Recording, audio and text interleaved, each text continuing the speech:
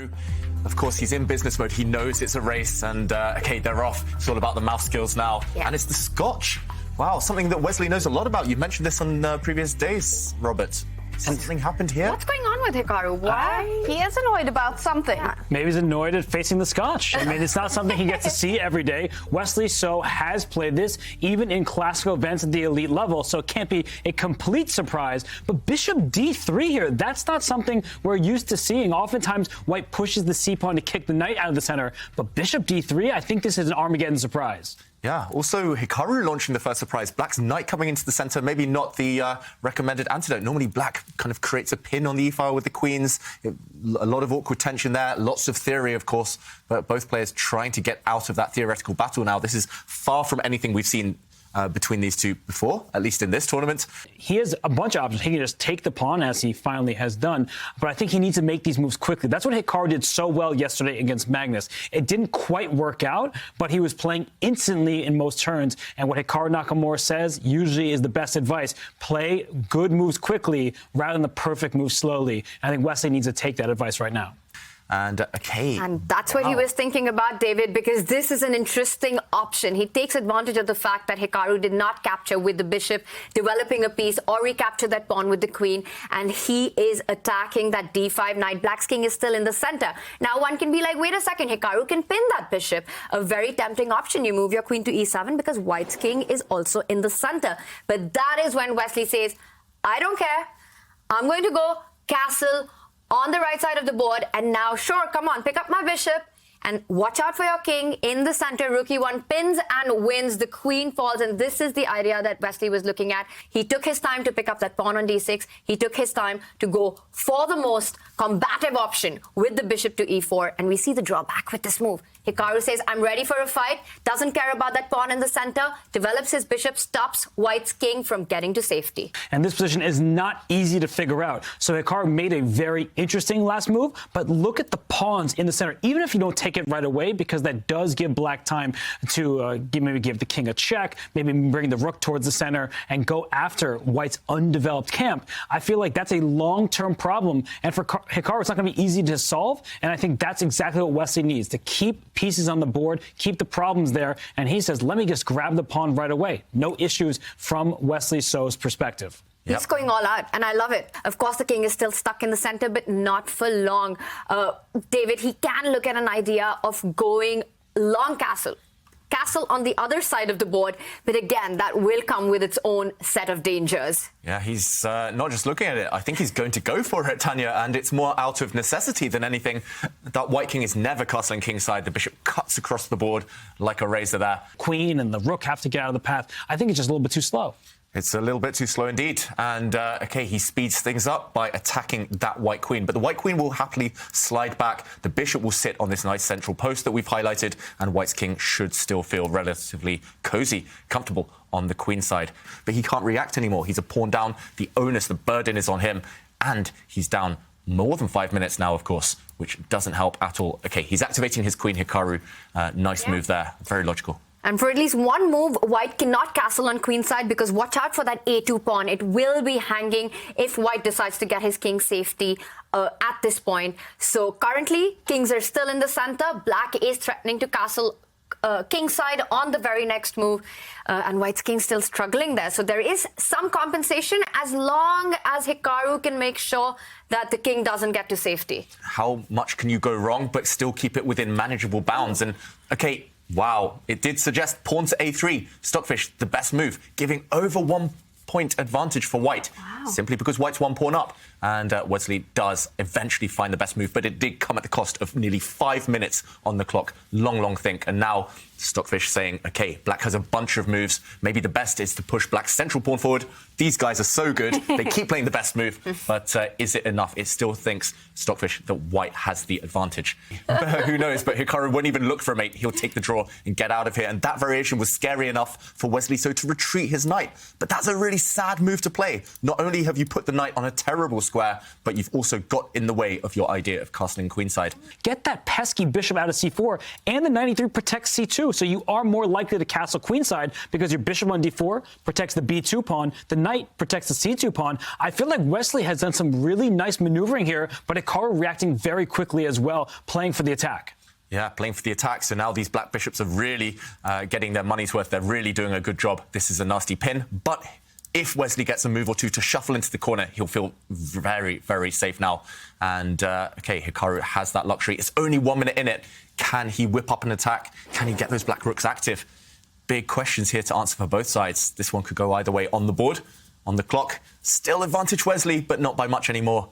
He does shuffle into the corner. Really not only defending his own the queen side, the long castle, but also eyeing black's king on g7 gives Wesley the hope to launch a kingside attack, and that's what he's done. And Hikaru taking this opportunity to at least go in for an opposite color bishop position. Now, if pieces do end up getting traded, it can very well end in a draw, as the bishops are not of the same color, and those positions are super famous for, even with extra material, often just being a draw. But I'm expecting Wesley to keep all the pieces on the board, try and create an attack on Hikaru's king, because that's where the chance is.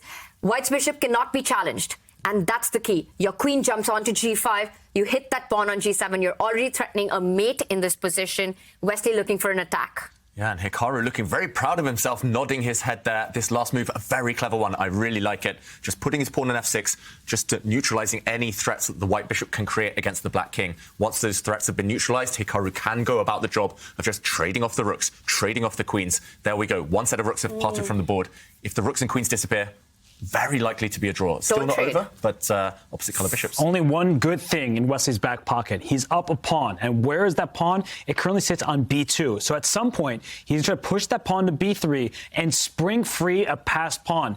Opposite colored bishop endgames, with just bishop and pawns known for their tendency to be a draw. However, if you can get an outside passed pawn, you distract black's pieces that they have to deal with that, and then you can focus on the other side of the board. So Wesley, he is slightly better. He is up a pawn. He's also still ahead by almost a minute on the clock, but this is where Hikaru's at his best. He plays these moves so fast, he finds the strategies. I just think it's really, truly difficult, even if the time had an hour on the clock for each. Wow, and now Hikaru hits 2 pawns. There was the H pawn hanging and the G. The only way to defend it is what Wesley has played. The queen jumps further, and now he's threatening back rank threat, so don't get greedy with the queen, Wesley. If he starts approaching the queen side pawn, it can very well end in disaster with a check on the back rank. He falls back first, eyeing the h5 pawn instead. As Robert mentions, the white pawns start running. Hikaru says no, can't allow the white pawns to move. And this is a really nice square for the black queen. She's always centralizing is good, but she's eyeing up those white pawns on the diagonal.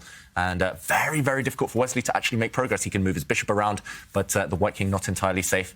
I feel like Hikaru is playing extremely well right now. Yeah. And it's hard for Wesley to make any headway. Still a minute in it, but OK, second time we've seen this position now. Wesley can't repeat. He can't go for the draw. And it just feels like black's pieces are so active right now, the queen and the bishop, and as long as they stay alive, Hikaru creates his chances, and not trading the queen's a great idea, but I also like what Wesley's doing. He's bringing the third piece into the game. It happens to be the king, and we might see the king march up the board all the way, starting to attack the a4 pawn. Yeah, and Hikaru's terrified of a potential king march by white. He drops the black queen It's back, happening. and here we David. come. Come on, Wesley, so bring that king forward. Ask those questions. And if you're Hikaru, you're panicking right now because that white king is going to support the advance of that white pawn majority on the queen side. Yeah, and the queen trade will not end in a draw. We keep talking about this. Opposite colored bishop usually means high chances for the draw. Not here with white's king very active, and there goes the b pawn. Now you're springing free a pass right. Do not take it. That's why Hikaru brings his bishop back. He does not want to allow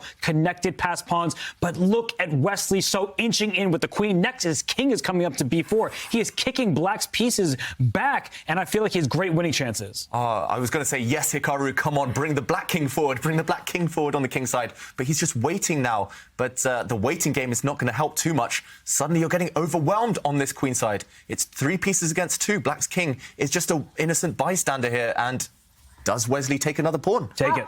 And Hikaru was shaking his head. He hates his position. He hates what he's trying to defend. Well, Wesley just falls back with the king. Now, remember, there's no increment here, so repetition makes no sense. I'm surprised he didn't pick up that second free pawn. What's he doing? He's going backwards. Yes. That's the wrong direction. The white king is super safe here, yes, but it was doing such a good job leading from the front. But the time, Wesley So is an experienced bullet player. We know how good Hikaru is. Wesley, he's no slouch either. So he's using the clock as a weapon, because if they're both spending a few seconds per turn, that's good news for Wesley, because at some point, Hikaru may not be able to find the correct continuation with just under a minute on his clock, which is where we're heading. Yeah, that's actually very clever. That's a really relevant point, Robert. You're just going to maneuver on the dark squares. You can pretty much pre-move the next few turns for Wesley. And only when you reach that kind of 40, 50 move mark, then you push a pawn, then you commit, and then the counter starts afresh. Play on that 50 move rule. Don't necessarily need to rush to make any progress. And, oh, wow, another offer of a trade of queens. This is confident stuff from Wesley. I would not be 100% confident this is when winning this queenless endgame, but he's asking that question. Look how Hikaru's burning time, having to decide queen trade or no queen trade. And the status quo maintained. The clocks are ticking. Wesley's played amazing chess right now. Every move, placing a piece on the dark square, just keeping up the pressure, offering a queen trade at the right time. He does it again. Hikaru's made up his mind that no matter what, he's not going into an endgame here. And Wesley, slowly and steadily improving his piece position. The queen has landed on d6, a g4 break in the air, so dangers on both sides now. But f3, that was not timed correctly by Wesley, because look at the black queen. It's ready to jump into the board if that pawn captures back on b3. So that was an inopportune moment for Wesley. So you take with this king, which is not what you want. You want connected pawns, and Hikaru's immediately going for the attack on the c2 pawn. He's jumping in. You don't have time to pick up the d5 pawn. The f3 pawn that you pointed out, badly timed, is also hanging. Yeah, suddenly it's turned around. We saw Hikaru do his trademark head bob there. He knows that he's fought back, and now he can just give a couple of checks. Where's this white king going to hide? The black queen can come back where she came from, eye up some of those weak white pawns on the king side. And first he activates his king. I love to see it. King of the hill here, both kings advancing. But still, the clock, the biggest factor. 40 seconds in it now. Wesley retreating. He's lost control. Suddenly not so easy. Look how the black queen is just causing a nuisance from behind here. So many weaknesses in Wesley's camp. He needs to go for the flag. It may be called dirty, it's whatever. Go for the time. And now he's doing it, but he's given up some pawns, and Hikaru is really not down the clock at all. It's a pure bullet game at this point. I mean, a little over a minute per side, and there are no problems for black anymore. Sturmok is asking in the Twitch chat, can Wesley simply flag Hikaru? Hikaru's position is easier to play. Look at this. He's just gobbling up pawns. Black has the more dangerous pass pawn. Black's h-pawn is going to start running any moment. Wesley on the defensive on the board, and now not in charge on the clock anymore. I would pick black here, I've got to say. And you can see it in his body language. He knows it. And Wesley there shaking his head. He's attacking the bishop. Hikaru gives a check first. The king moves forward. That h5 pawn is going to be a big distraction. And now he says, I'm ready for an endgame because he's got a passer of his own. The queen trades are forced. There's no way that white can avoid it without just losing the game on the spot. That's why Hikaru's rolled up sleeves. We're in the endgame. White has these outside pass pawns. But look at black's h-pawn. That one is running up the board very fast. It's helped out. It's going to be escorted by the black king and the other pawns. This is just easy for Hikaru right now. And he's even ahead on time, right? He doesn't have any problems whatsoever. Yeah, looks like black is completely winning the race. Even without black's 3 pawns, this is still actually a draw. So Hikaru, he knows he's got this in the bag. He's smiling. He's got a time advantage, and he clenches his fist. Wesley resigns. Fist bump. Wow, it's over. Hikaru Nakamura makes it through to the grand final. He will face off against Magnus Carlsen tomorrow again.